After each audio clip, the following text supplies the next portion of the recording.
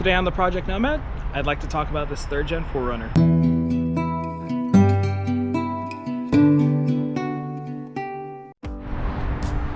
I just wanted to do a quick overview on our 3rd gen 4runner here. So new to the channel, but old to us, this is our reliable 3rd gen 4runner that we've been using as a daily driver for a few years now. But since getting into off-roading, it hasn't seen much action or love. It is just a daily driver for us on a normal basis. But if you know anything about 3rd gen 4runners, this thing is a decent off-roader and a very good overlander. Its size and wheelbase allows it to actually fit in the most tight packages while still having a decent amount of room to carry a lot of stuff in the back. It is a 4-door full-size vehicle that you can actually still wheel around and have an entire family in. We haven't done anything to it really yet besides maintaining it mechanically. We did put on all-terrain tires and some Bilstein shocks, as well as add solar to keep a battery bank charged. It also came with a factory rear locker. So aside from all that and these fog lights, this rig is really bone stock. So the reason that I'm bringing this vehicle introducing this vehicle to the channel is because we want to give this vehicle some love. Because for the most part, every other vehicle that I've shown has been almost complete. Is pretty much complete or getting there. The Land Cruiser that I own has been completed for almost 2 years now. It's fully outfitted. It's got roof racks, sliders, bumpers, winch, complete swing out, entire deck system kitted out, 12 volts, solar. It also has awnings on both sides. It's completely kitted out and done. You've seen it around. It is a massive and big vehicle that I take everywhere. It is a big, massive vehicle that I take everywhere, and it is my main ride.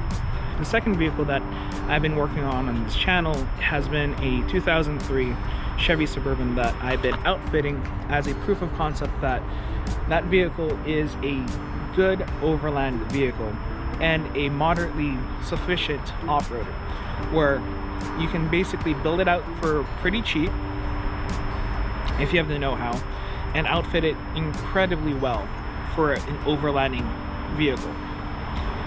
That being said, it has its front bumper, it has its sliders, and it has its custom rear bumper now. The only thing that's left for it is to outfit the interior, which is basically giving it its full dedicated 12 volts, a deck system where we can sleep and have storage, and a fridge that's in there 24/7. But that's just outfitting the vehicle. Other than that, its entire suspension system is pretty much done, with the caveat that it's probably going to get its solid axle swap at some point in the near future. So it leaves us this daily driver of a vehicle. And to quote Donut Media, the reason that we're giving it love now is because we want a daily driver that we can take pretty much anywhere that we want to go. We want to kit this out properly. So what we're going to do moving forward is build out a front bumper for this vehicle and make some bolt-on sliders, because because it seems like every company that I've seen wants to do weld-on sliders, and I frankly don't like them. I don't like weld-on sliders because you can't remove them as easily as bolt-on. So if there's any damage to them, you have to cut the whole thing out. But we're also probably going to add an entire bumper system to this vehicle, so it's fully armored and protected, giving it its standard armor package that we have.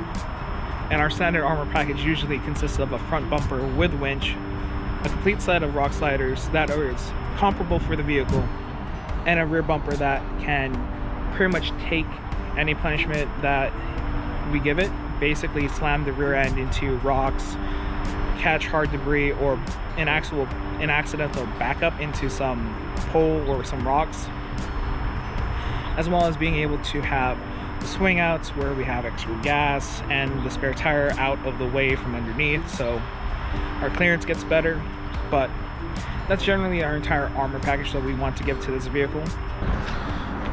But the other thing we really want to do is outfit this thing with a deck system in the back, not necessarily for sleeping, but for organization and keeping this organized, because this is a daily driver. It is used for work. and that's pretty much all we want to do.